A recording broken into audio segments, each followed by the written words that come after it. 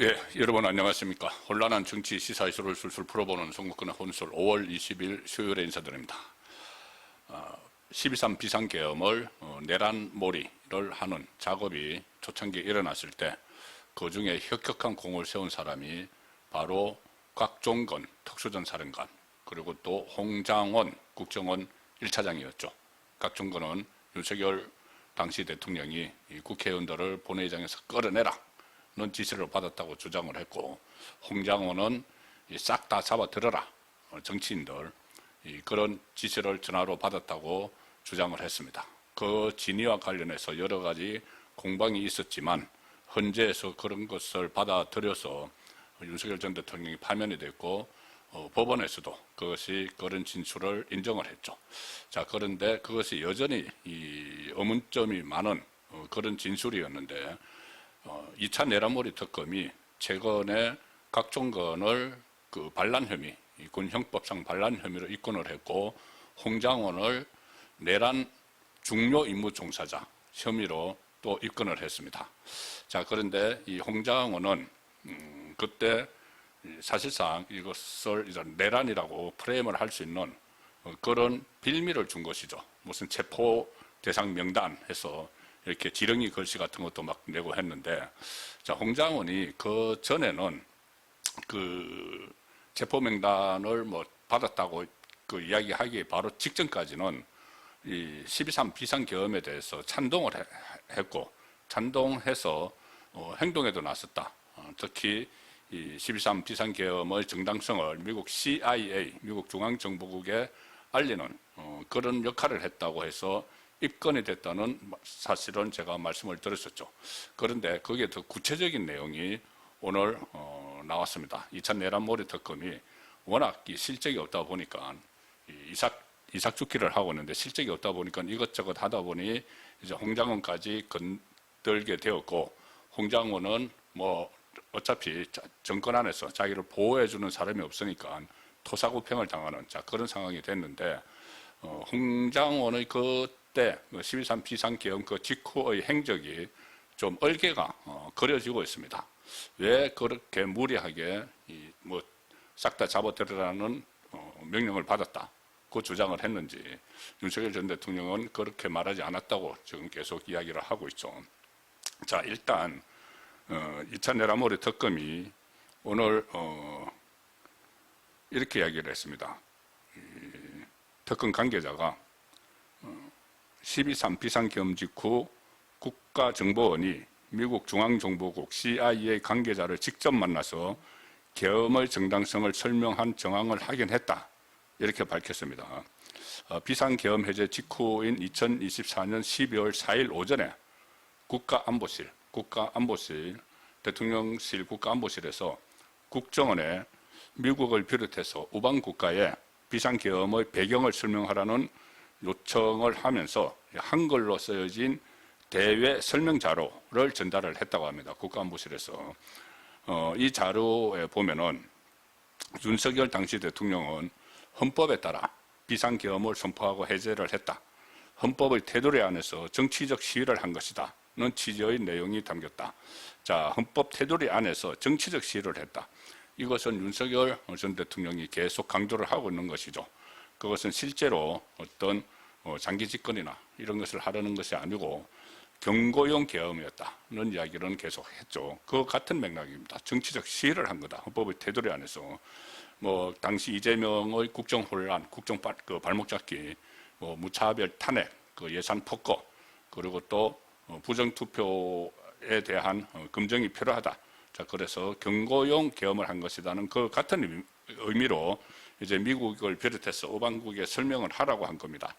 자, 그리고 특검 관계자에 따르면은, 이 내란몰이 특검 관계자가 설명하는 데 따르면은 조태용 당시 국가정보원장의 지시에 따라서, 자, 홍장원 제1차장이 해외 파트 담당이죠. 홍장원 제1차장 산하의 해외 담당 부서가 이 설명 자료를 영어로 번역을 했다. 이 헌법의 테두리 안에서 정치적 시위로 한 것이다. 이 설명 자료를 영어로 번역을 했고, 그래서 주한 미국 CIA 책임자를 국정원으로 오라고 해서 자료의 취지를 설명을 했다. 다 이제 전달이 됐다는 이야기죠. 전달을 시도했다 이렇게 나왔었는데 전달이 됐다는 이야기입니다. 특검은 이 홍장원 전 차장이 모든 과정을 보고받고 재가를 했다 이렇게 이야기합니다. 그러니까는 홍장원이 그 초기만 해도 비상계엄이 발령되고 그 다음에 이제 해제가 된 직후까지도 이 미국의 이 계엄이 정치적 시위를 한 거다. 헌법의 테두리 안에서 한 거다. 어떤 뭐 법적인 하자가 없다. 이거를 미국 CIA에 이렇게 설명을 하고 하는 과정에서 모든 과정을 보고받고 다 재가를 다 했다. 실무자가 하는 거를 그렇게 설명을 했습니다. 지금 내란몰이 특검이. 그리고 특검은 지난 4월에 국정원 압수수색 과정에서 좀 전에 말씀드린 대외 설명 자료 한글로 된 그것을 확보를 했고 이후 국정원 관계자 40여 명을 조사하는 과정에서 조태용 전 원장하고 홍장원 전 차장의 구체적인 관여 정황을 확인했다. 이렇게 설명을 하고 있습니다.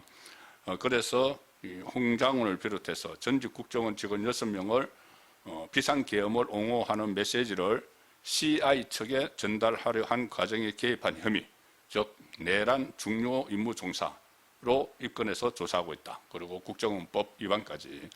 자, 내란 중요 임무 종사, 한덕수 전 총리, 이상민 전 행안부 장관 같은 혐의였죠.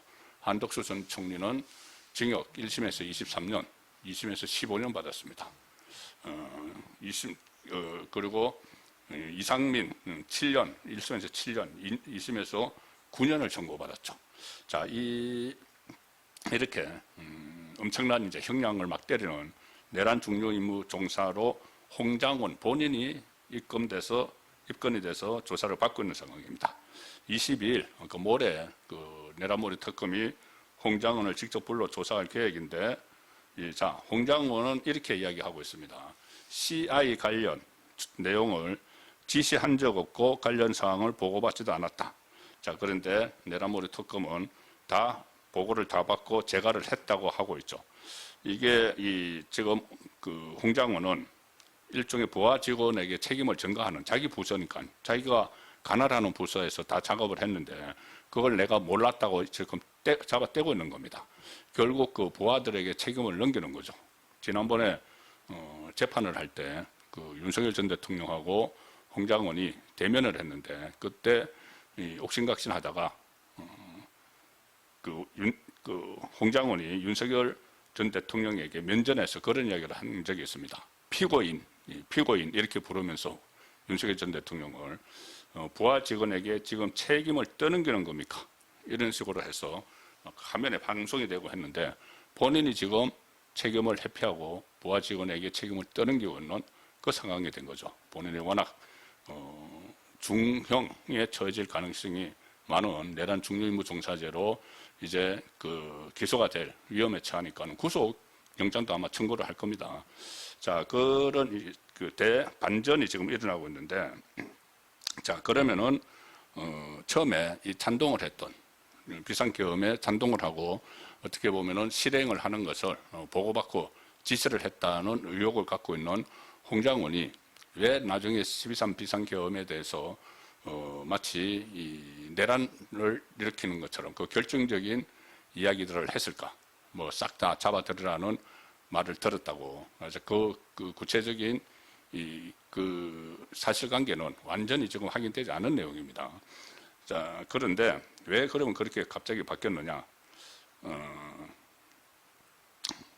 조태용 전 원장이 검찰의 그때 특별수사본부 조사에서 이렇게 이야기했습니다.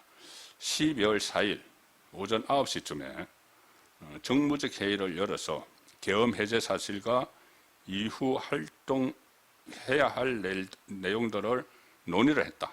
그리고 12월 4일 그날 오후, 자, 그러니까 12월 4일 오전까지는 이게 비상계엄에 대해서 홍장원도 찬동을 하는 그런 입장이었죠. 그런데 같은 날 오후에 홍장원이 조태용 원장을 찾아와서 이런 지금 현재 상황을 이재명 당시 민주당 대표에게 또 전해야 되는 것 아니냐. 전화를 하시죠. 설명을 해주라는 이야기입니다. 야당 대표에게. 그렇게 말하는 것을 듣고 조태용 원장이 이거는 국정원 차장의 정치적 중립에 어긋난다고 판단을 해서 그 다음날 5일날 윤석열 당시 대통령에게 전화를 해서 정치적 중립을 못 지키고 있다 해서 교체를 건의를 했고 건의가 이뤄진 날인 12월 5일 경제를 통보를 했다. 홍장원 사표 내라고 통보를 했다는 겁니다. 조태용 원장이. 자, 그런데 사표를 내라고 경질 통보를 받고 이 다음 날 6일 날 사표를 냈습니다. 그런데 아직 수리가 안 된 상황에서 홍장원이 국회 정보위에 출석을 합니다. 국회 정보위원회에 출석을 해서 아마 기억하실 겁니다. 거기서 폭탄 발언을 하죠. 자기가 이제 사표를 제출을 하고 국회 정보위원회로 가는 겁니다. 아직 수리가 안 된 상황이어서 여전히 차장인 거죠. 그런데 거기서 바로 폭탄 발언이 나오는 겁니다. 정보위원회에서. 그때 이제 그 국회 정보위원회는 국정원에서 어떤 보고를 하면은 비공개로 보고를 하고 비밀사항들이 있으니까 여야 간사가 그 내용을 브리핑을 하죠. 그때 민주당 간사가 바로 김병기였습니다. 국정원 출신. 그 김병기가 간사가 브리핑한 내용에 따르면은 홍장원이 그 사표를 낸 상황에서 그 정보위에 가가지고 윤석열 전 대통령이 싹 다 잡아들이라고 지시를 했다. 지시를 받았다. 윤석열 전 대통령에게. 그리고 대공수사권을 줄 테니 방첩사와 협조하라고도 했다. 그러면서 싹 다 잡아들이는 대상 명단이 우원식, 한동훈, 이재명, 조국, 정청래, 박찬대, 김민식, 김어준, 김명수 전 대법관, 권순일 이런 사람들이었다. 그것까지 다 이야기를 한 겁니다. 그러니까 사표를 내라는 그 윤석열 전 대통령의 지시를 받고 사표를 내고 나서 국정원에 정보위 국회 정보위에 가서 처음으로 이 이야기를 한 거죠. 그 전까지는 이런 말은 전혀 하지 않고 이 CIA의 계엄의 정당성을 설명을 하라고 하는 그 과정에서 전부 다 이행을 한 겁니다. 그 최고 책임자로서 해외 파트의 책임자로서. 그런데 이 사표 여기에 이제 본인이 속된 말로 완전히 돌았겠죠.